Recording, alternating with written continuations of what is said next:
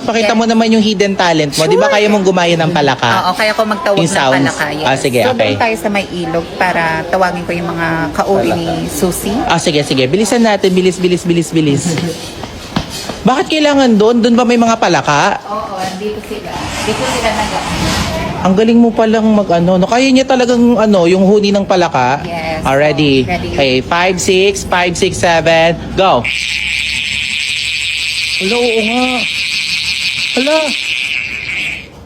Hello, ang galing. Isa pa nga. 5, 6, 7, go. Hello, baby. Ang galing!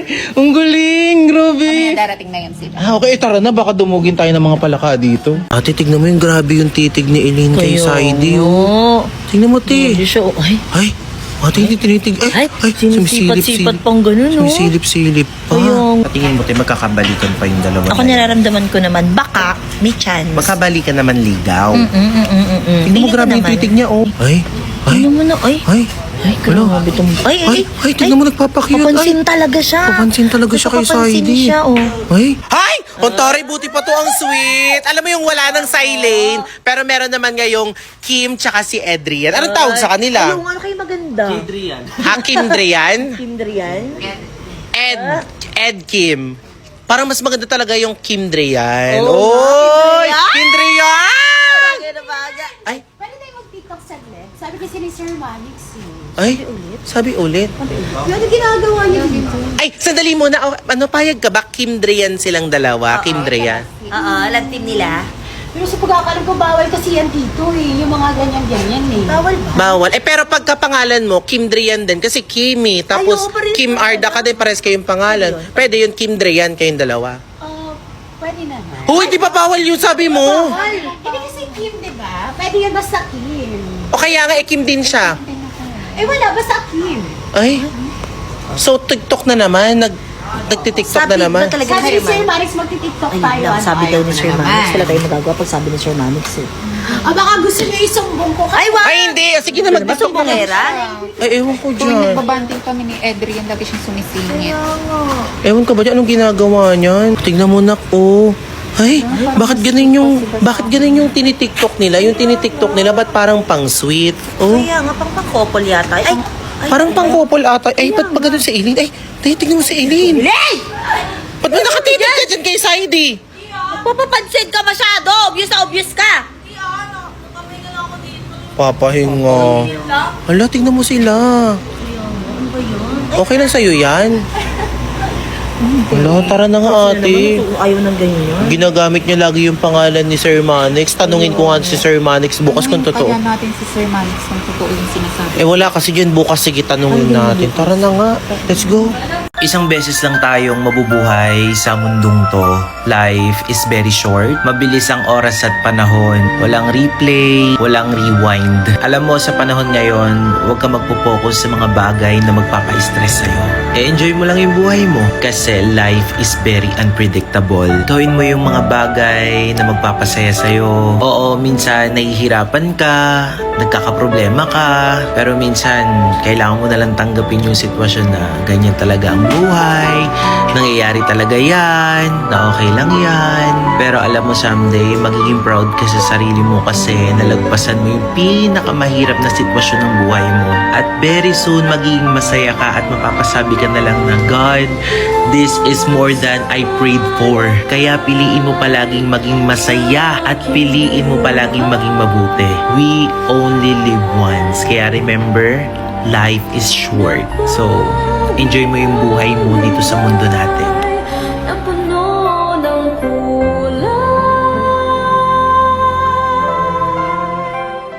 Since nawawala po yung iPhone 16 Pro Max ng kapatid ko, mga kapatid, pag po naibalik yan, magbibigay po kami agad ng pabuya. Ang itsura po ng cellphone is ganito, iPhone 16 Pro Max. Mga kapatid, kawawala lang po nito ngayong araw, 6 6:50 PM po mga kapatid. So nagpa-blatter na rin po kami. Nagpunta na kami ng barangay. Nagpa-review kami ng CCTV. Pero isang CCTV na lang po hinahanap namin para matukoy namin kung sino yung taong nakakuha nito. So bukas pupunta kami ng munisipyo na may kasama pong pulis para po makita kung sino po yung kumuha ng phone na yon. Mga kapatid, naiwan po siya doon sa tricycle po namin. Nailapag po siya doon. Then pagbalik lang mga 10 to 20 minutes, wala na po agad yung phone doon. Sa totoo lang mga kapatid, kapabayaan din naman po ng kapatid ko. Pero syempre hindi niya naman din in-expect na mawawala din talaga yung phone niya. Pero dahil nga importante yung mga nakalagay sa phone na to, mga kapatid, kailangan po ng kapatid ko ng cellphone niya. Kaya yung nakakuha po ng phone ng kapatid ko, malalaman po namin kung sino ka at kung nasan po yung phone nito. Then tinatry na rin po namin i-access to, tinatry na rin po namin. Kung hindi man maibabalik to mga kapatid, malalaman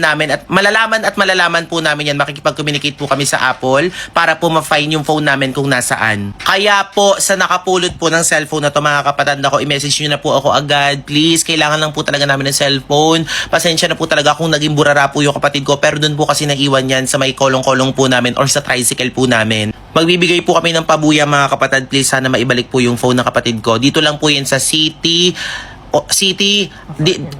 of Urdaneta, Pangasinan, na wala po siya sa tapat po ng City Hall mga kapatid ha. So sana maibalik po siya sa amin. So i-message po ako kung may alam na po kayo dito. Thank you po.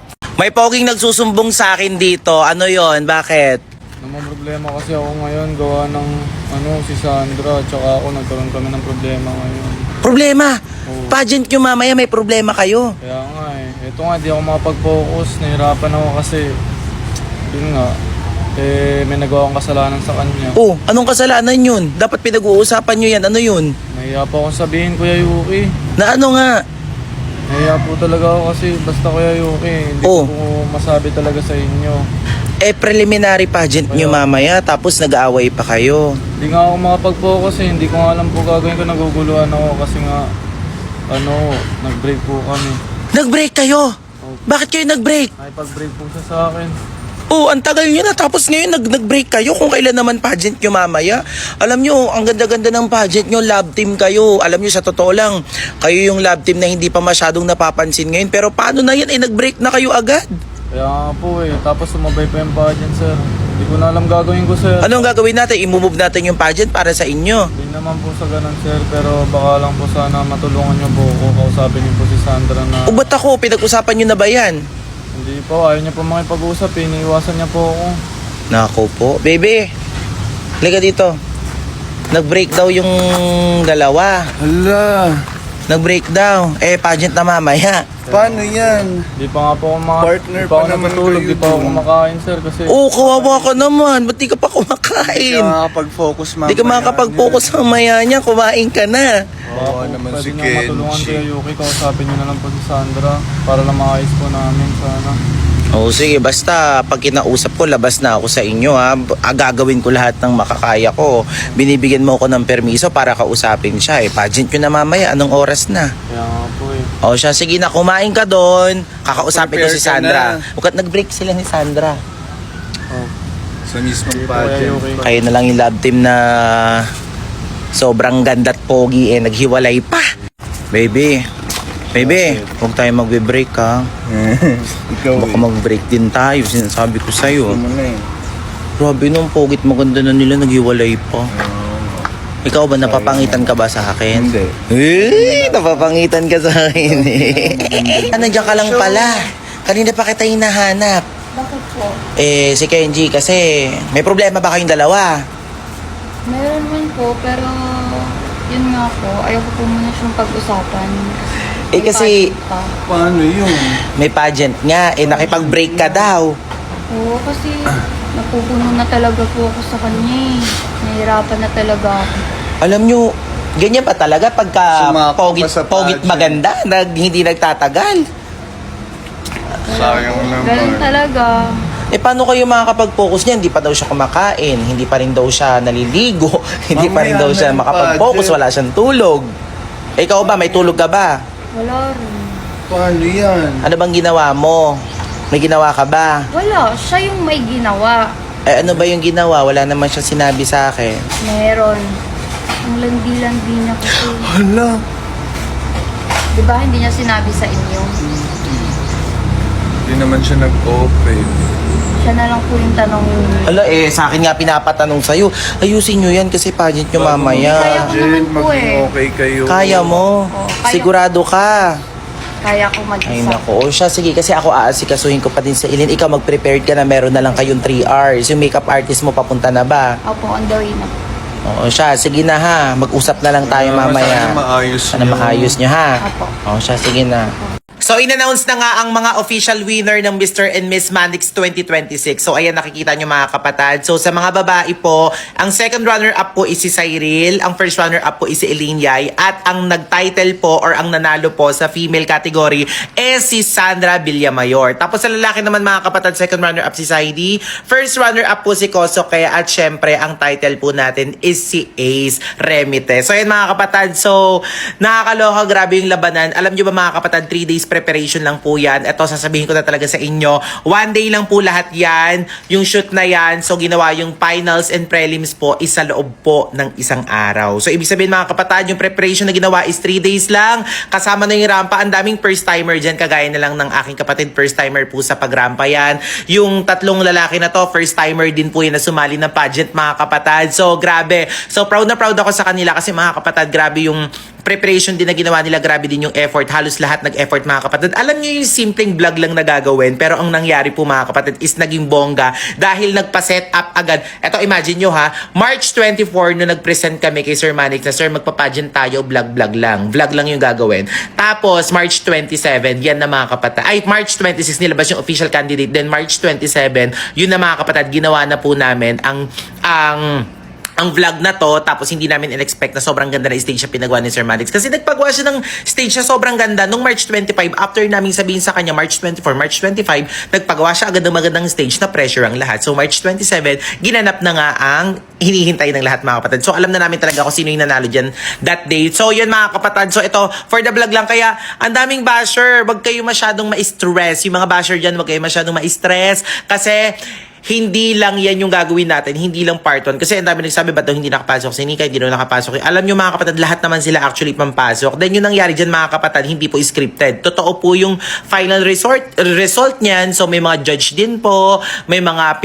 pinagmeetingan din kung sino talaga yung nag-stand out, may mga nag-scoring din. So yun mga kapatid, kaya love lang tayo, wag nang bash-bash. So eto, may announcement ako sa inyo. This summer, magkakaroon tayo ng summer edition. Then patutunayan talaga nila, ito, preparation talaga malala. Magkakaroon ng preparation na malala lahat ng official candidate mga kapatid ha. So, expect nyo na maraming sasali dito. So, abangan nyo yan. Mr. and Miss Manix Summer Edition 2026 this coming April na po. So, ayan mga kapatid. Kaya kung gusto nyo po ng ganon, ng Summer Edition, i-comment nyo dito. May preparation po yan. Talagang paghahandaan po lahat ng candidate yan. Lalaki man yan or babae. So, mag-comment kayo kung gusto nyo ng Mr. and Miss Manix Summer Edition. Comment nyo ngayon na, bilis!